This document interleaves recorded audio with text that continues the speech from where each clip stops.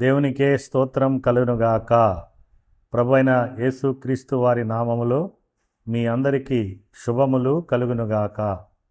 అపోస్తల కార్యముల గ్రంథము 8వ అధ్యాయము 32, 33, 34 వచనాలు చదువుకుందాం. అతడు లేఖనమందు చదువుచున్న భాగమేదనగా, ఆయన గొర్రెవలే వతకు తేబడెను, బొచ్చు కత్తిరించు వాని ఎదుట గొర్రెపిల్ల ఏలాగు మౌనముగా ఉండునో అలాగే ఆయన నోరు తెరవకుండెను. ఆయన దీనత్వమును బట్టి ఆయనకు న్యాయ విమర్శ దొరకక పోయెను. ఆయన సంతానము ఎవరు వివరింతురు? ఆయన జీవము భూమి మీద నుండి తీసివేయబడినది. అప్పుడు నపుంసకుడు, ప్రవక్త ఎవరిని గూర్చి ఇలాగు చెప్పుచున్నాడు? తన్ను గూర్చియా, వేరొకరిని గూర్చియా? దయచేసి నాకు తెలుపమని ఫిలిప్పునడిగాను. అందుకు ఫిలిప్పు నోరు తెరచి ఆ లేఖనమును అనుసరించి అతనికి యేసును గూర్చిన సువార్త ప్రకటించెను. ప్రియమైన దేవుని బిడ్డలారా, ఇక్కడ ఒక నపుంసకుడు రక్షణ పొందిన విధమును మనం చూస్తూ ఉన్నాం. ఈ నపుంసకుడు ఇథియోపియా దేశస్థుడు. రాణి అయిన కందాకే క్రింద మంత్రి. ఆమె ధనాగారం అంతటి మీద అధిపతి. ఇతడు దేవుని యందు విశ్వాసముంచి యెరూషలేము దేవాలయమునకు వెళ్ళి దేవుణ్ణి ఆరాధించుచుండువాడు. లేఖనమందు చదువుచున్న ఆ యొక్క గొర్రెపిల్లను దర్శించిన వ్యక్తిగా మనం ఇతన్ని ఇక్కడ తెలుసుకుంటాం. ఈ యొక్క నపుంసకుడు లేఖనాలను పఠించి ధ్యానించేవానిగా మనం చూస్తూ ఉన్నాం. లేఖనాల యొక్క ప్రాముఖ్యతను మనం గుర్తిరిగి ఆ లేఖనాలను పఠించి ధ్యానించేవారంగా ఉండాలని ప్రభు పేరిట నేను మీకు మనవి చేస్తూ ఉన్నాను. అలా చేసేవారు నీటి కాలువల ఓరన నాటబడినదై ఆకువాడక తన కాలమందు ఫలమిచ్చు చెట్టు వలె ఉంటారని మనం దేవుని వాక్యంలో చూస్తున్నాం.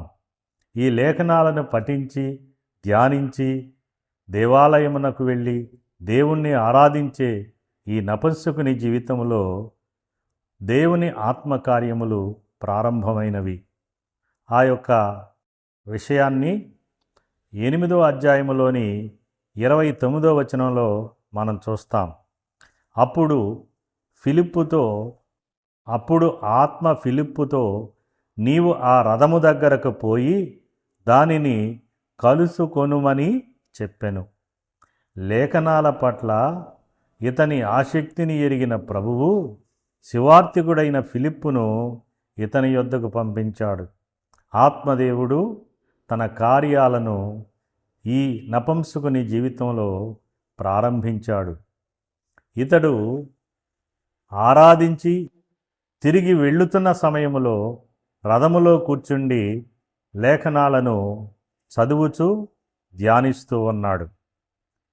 ఇతని ఆసక్తిని గుర్తెరిగిన ప్రభువు ఇతని కొరకు తన సేవకుణ్ణి సువార్తికుడైన ఫిలిప్పుని సిద్ధం చేసి పంపించాడు.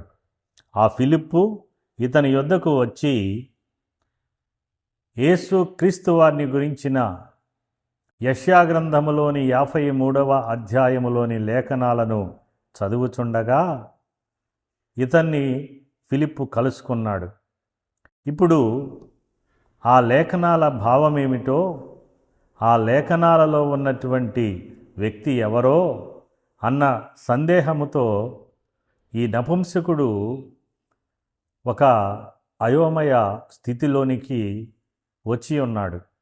అదే సమయంలో ప్రభు సిద్ధపరిచినటువంటి దేవుని సేవకుడు సువార్తికుడైన ఫిలిప్పు ఇతన్ని కలుసుకున్నప్పుడు ఇతడు తన రథం మీదికి ఇతన్ని ఎక్కించుకొని, నీవు నాకు ఈ లేఖనాల వివరములను తెలియపరచు, ఈ లేఖనాల ద్వారా త్రోవను నాకు చూపించు అని అడిగినప్పుడు ఆ ఫిలిప్పు రథము ఎక్కి ఆ నపుంసకునికి ఆ గొర్రె పిల్లను గురించినటువంటి వివరములను, అనగా ప్రభువైన యేసు క్రీస్తు వారి గురించి లేఖనాలలో రాయబడినటువంటి విషయాలను అనుసరించి అతనికి సువార్త ప్రకటించగా, గొర్రెపిల్ల అయిన యేసు ప్రభువును ఈయన దర్శించి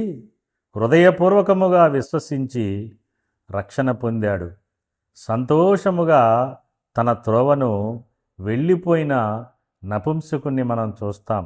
తన త్రోవను అనగా రక్షణ పొందినవాడై తన యొక్క జీవితములో ప్రభువుని విశ్వసించి ఆరాధించి బాప్తిసం పొంది రక్షణ గలవాడై రక్షకుని యందు విశ్వాసముతో జీవించేటటువంటి తన త్రోవన ఈయన తిరిగి తన దేశానికి వెళ్ళినట్లుగా మనం చూస్తాం. ఫిలిప్పు యేసును గూర్చి ప్రకటించుచుండగా ఆ సువార్తలో నుండి యేసు క్రీస్తును గురించి ఆయన ప్రకటించుచుండగా ఆత్మదేవుని ద్వారా నపుంసకుడు గొర్రెపిల్ల అయిన ప్రభు అయిన యేసు క్రీస్తు వారిని చూచాడు. ఈ నపుంసకుడు చూసిన ఈ గొర్రెపిల్ల ఎలాగ ఉన్నదంటే 4 విషయాలు ప్రాముఖ్యముగా అక్కడ రాయబడి ఉన్నాయి. ఆ వచనాలలో ఉన్న ఆ గొర్రెపిల్లను ఆయన తన ఆత్మ ద్వారా, తన ఆత్మలో పరిశుద్ధాత్ముని ద్వారా దర్శించినట్లుగా మనం చూడగలుగుతాం. అందుకే అతడు హృదయపూర్వకముగా విశ్వసించి బాప్తిస్వం పొంది రక్షణ పొందాడు. మొదటిగా ఆ గొర్రెపిల్ల వధకు తేబడిన గొర్రెపిల్ల. ప్రభువైన యేసు క్రీస్తు వారు వధకు తేబడిన గొర్రెపిల్ల అంటే లోక పాపమును మోసుకుని పోయే గొర్రెపిల్లగా ఆయన వధించబడుటకే, ప్రాణం పెట్టుటకే గొర్రెపిల్లగా ఈ లోకానికి వచ్చాడు.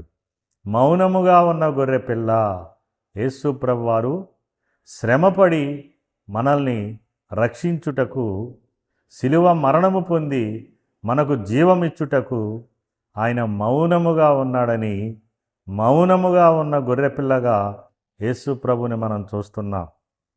మూడవది దీనుడైన గొర్రెపిల్ల. దీనుడైన గొర్రెపిల్లగా యేసు ప్రభువారిని మనం చూస్తూ ఉన్నాం. అవును, ఆయన దేవునితో కూడా సమానముగా ఉండుట విడిచిపెట్టకూడని భాగ్యమని ఎంచుకొనలేదు గాని, మనుషుని పోలికగా పుట్టి దాసుని స్వరూపము ధరించుకొని తన్ను తాను రిక్తినిగా చేసుకొని మరణము పొందునంతగా, అనగా శిలువ మరణము పొందునందుక తన్ను తాను తగ్గించుకొనెను. దీనుడైన గొర్రెపిల్ల ప్రభువైన యేసుక్రీస్తు వారిని ఆత్మదేవుని సహాయంతో ఆ నపుంసకుడు చూస్తూ ఉన్నాడు. ఆ నపుంసకుడు చూస్తూ ఉన్నాడు. మరి ఆ గొర్రెపిల్ల జీవము భూమి మీద నుండి తీసివేయబడిందని అక్కడ మనం చదువుకుంటాం.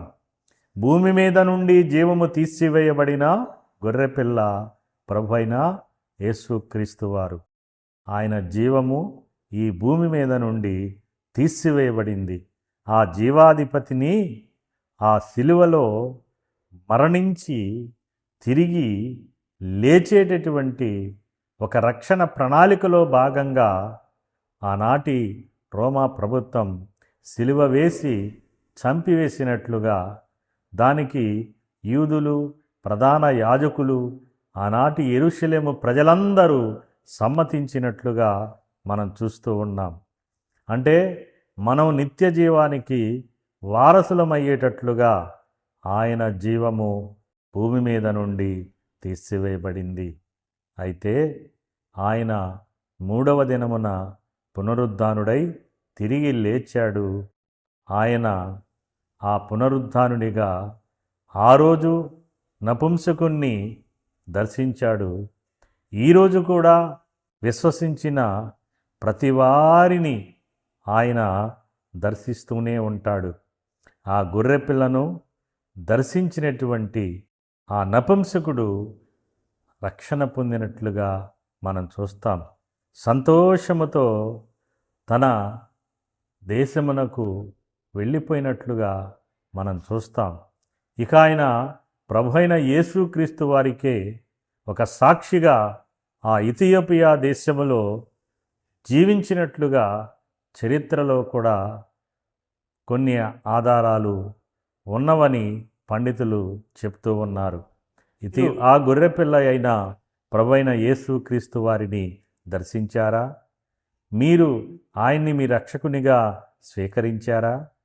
మీరు ఆత్మకార్యములు మీ జీవితంలో ప్రారంభించబడే ఆ సమయాన్ని దేవుడు మీకు అనుగ్రహించాలని, ఆ గొర్రెపిల్లను, ఆ రక్షకుణ్ణి మీరు చూచి మీరు కూడా రక్షణ పొంది దీవించబడాలని ప్రభువైన యేసుక్రీస్తు వారి నామములో నేను కోరుకుంటున్నాడు.